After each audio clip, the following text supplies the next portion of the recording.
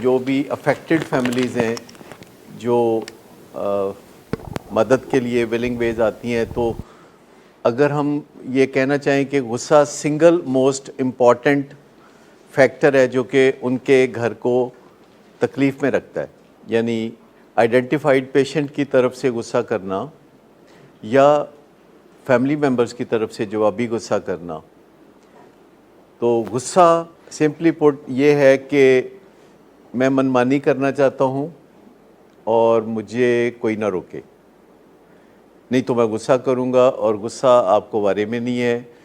اگر آپ امن چاہتے ہیں تو پھر مجھے جو کرتا ہوں کرنے دے۔ اپنے گھر کے تجربے کی روشنی میں کیا آپ کہہ سکتے ہیں کہ یہ سب سے بڑا فیکٹر تھا؟ یہ اٹ میں بی ادر وے اراؤنڈ، اگر ماں باپ کی بات نہیں مانیں گے تو وہ ڈرگز کرے گا۔ ان فیکٹ یہ ہے کہ وہ ڈرگز کرے گا تو ماں باپ منع کریں گے تو وہ غصہ کرے گا تاکہ اسے منع نہ کیا جائے۔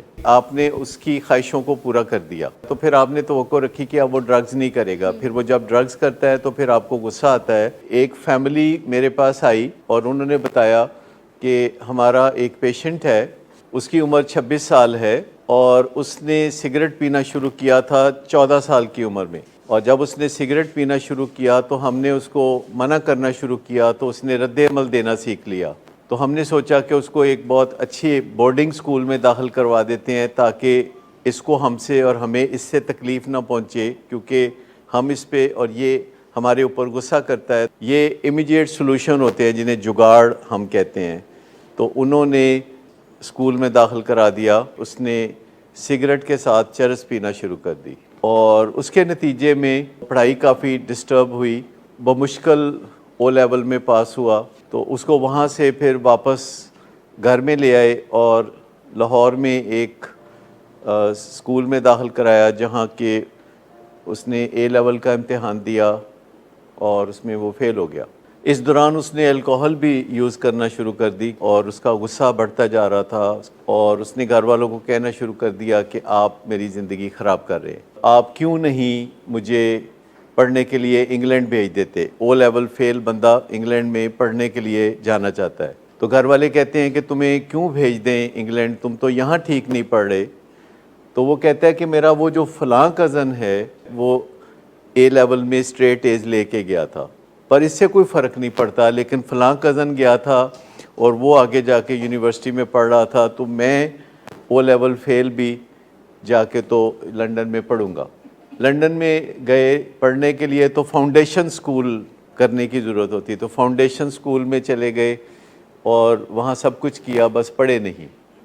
شراب اور چرس کی بجائے ویڈ، دیسی ملکوں میں چرس ہوتی ہے، ولایتی ملکوں میں ویڈ ہوتی ہے۔ اور اس کے بعد حالات اتنے خراب ہو گئے کہ واپس پاکستان بلا لیا گیا، اور اس دوران عمر 20 سال ہو چکی تھی، اور والدین نے سوچا کہ اس بچے کی شادی کر دینی چاہیے، تو شادی ہو گئی۔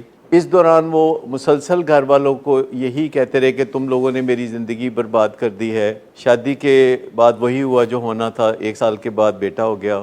پھر بیوی بری لگنے لگی اور اس نے کہنا شروع کیا کہ میرے اندر کی ایمپٹینس جو ہے نا وہ ویسے ہی ہے، تمہارے ساتھ شادی کرنے کے بعد وہ ایمپٹینس نہیں بھری، تو اب میں دوسری شادی کرنا چاہتا ہوں۔ ابھی میں بات کر رہا ہوں اس لڑکے کی جو کچھ 2 مہینے سے ایک فلیٹ میں شفٹ ہو چکا ہے، کیونکہ وہ ماں باپ کو روز کہتا تھا I hate you, I don't want to live with you, اور ایک دن اس نے کہا کہ مجھے فلیٹ لے دیں، میں وہاں رہوں گا، وہاں آپ صفائی صفائی کروا دیا کریں دن میں 1 آدھ دفعہ، اور کھانا بھیج دیا کریں، اور میں کبھی کبھی واپس گھر آ کے اپنے بچے کو مل لیا کروں گا، آپ میں سے تو کسی کے ساتھ میں ملنا نہیں چاہتا۔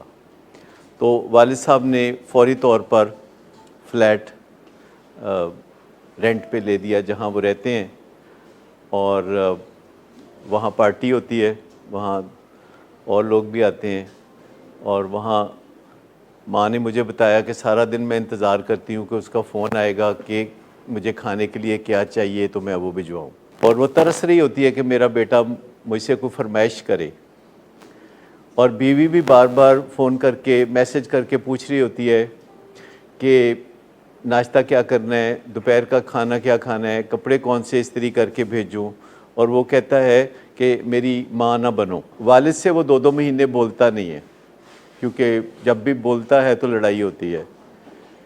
اور خواتین جو گھر میں ہیں، ایک بہن ہے جو ڈاکٹر ہے، ایک بیوی ہے جو ایک بچے کی ماں ہے، اور ایک اس کی اپنی ماں ہے. وہ اس کو پیر مرشد سمجھ کے اس کی طرف دیکھتی رہتی ہیں اور وہ گھورتا رہتا ہے اور دہشت پھیلائی رکھتا ہے. اور جب وہ گھر میں ہوتا ہے تو وہ ساری اپسیٹ ہوتی ہیں، یعنی اپسیٹ ہونا ان کا فل ٹائم جاب ہے. میں نے ان سے پوچھا کہ میں نے کہا آپ نے اس بچے کا کوئی ادھار دینا ہے پرانا جو آپ دے نہیں رہے؟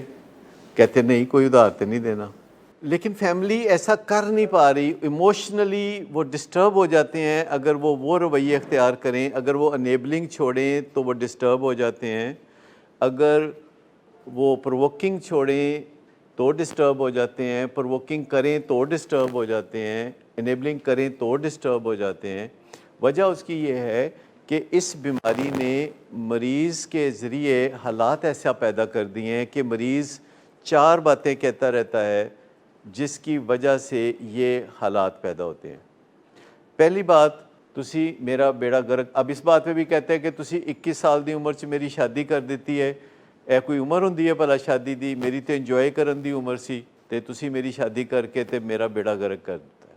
جس سے کہ فیملی والوں کو سن کے بار بار یہ سن کے وہی باتیں رپیٹ کر کے سن کے تو گھر والوں کو یہ یقین ہونے لگتا ہے کہ ہاں ہمارے میں ہی کوئی ڈیفیکٹ ہے، ہمارے میں ہی کوئی غلطی ہے، ہم ہی کوئی غلط طریقے سے اس کو پالتے رہے ہیں کہ اس کی زندگی خراب ہو گئی ہے. گھر والوں کو کہنا کہ تسی سارے نے مینوں بچپن چ پیار نہیں دیتا، حتیٰ کہ بعض کا اکلوتا ہو تو کہتے ہیں کہ جی تسی میرے لیے کوئی اور بہن بھرا نہیں جمے. اور پھر وہ ایک وکٹم سٹانس لیتے ہیں کہ میں برباد ہوں، میرے دوست یہ کرتے ہیں، میں یہ نہیں کر سکتا. پہلی بات یہ کہ آپ نے مجھے برباد کیا. دوسری بات کہ میں برباد ہو چکا ہوں، میں وکٹم ہوں، میرے لیے کچھ کرو. میں بے روزگار ہوں، انہیں وے مطلب میرے لیے کچھ کرو، بندوبست کرو. تیسری بات وہ کہتا ہے کہ اب جب کہ آپ نے مجھے برباد کیا ہے اور میں برباد ہوں تو اب خبردار جو اور کچھ کیتا دے، خبردار جو میری زندگی میں کوئی تبدیلی اچھی لانے کے بارے میں فیصلہ کیا، خبردار جو علاج کے بارے میں سوچا، خبردار جو مجھے سدھارنے کے بارے میں سوچا. اگر ایسا کیا پھر میں شکل نہیں دیکھو گے میری، پھر میں اپنے آپ کو کچھ کر لوں گا، پھر میں گھر سے چلا جاؤں گا، پھر میں کھانا نہیں کھاؤں گا، پھر میں پڑھوں گا نہیں. چوتھی بات وہ یہ کہتا ہے ویسے ان قریب میں نے نشہ چھوڑ دینے، یہ میں نے طے کر لیا ہے.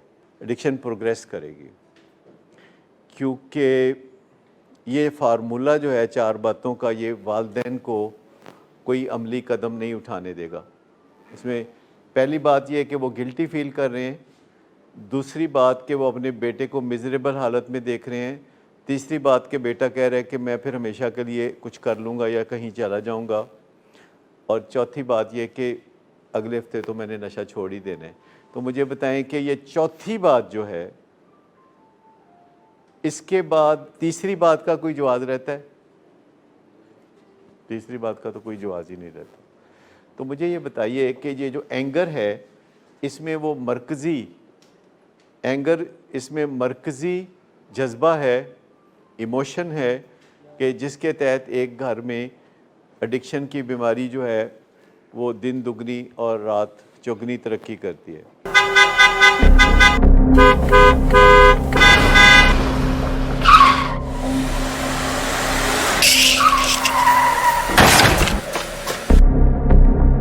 گھٹیا انسان، اتنی دیر سے گیٹ کیوں کھولا؟ سوئے ہوئے تھے تم کیا؟ سر میں نے تو منٹ بھی بکواس نہ کر تم میرے ساتھ. کیا کر رہے ہیں آپ؟ ابا جی گھر پہ ہیں، نشے میں گالیاں دے رہے ہیں. خدارا ہوش میں آئے، کیا ہو گیا آپ کو؟ ہوش میں کیسے آؤں؟ سارا کیا دھرا انہی کا تو ہے. شراب نوشی کی وجہ کردار کی خرابی نہیں، موڈ کی خرابی ہے. شراب نوشی کبھی بھی نشے کی بیماری میں بدل سکتی ہے. نشے کی بیماری ہر سٹیج پر قابل علاج ہے. مدد حاصل کیجیے کیونکہ وہ ایسا نہیں کرے گا. ولنگ ویز سے مدد حاصل کیجیے، کہیں سے بھی مدد حاصل کیجیے، لیکن فوری مدد حاصل کیجیے. جس معجزے کے انتظار میں آپ نے بہت دیر کر دی اب وہ دستک دے رہا ہے. مدد حاصل کیجیے، مدد حاصل کیجیے، مدد حاصل کیجیے۔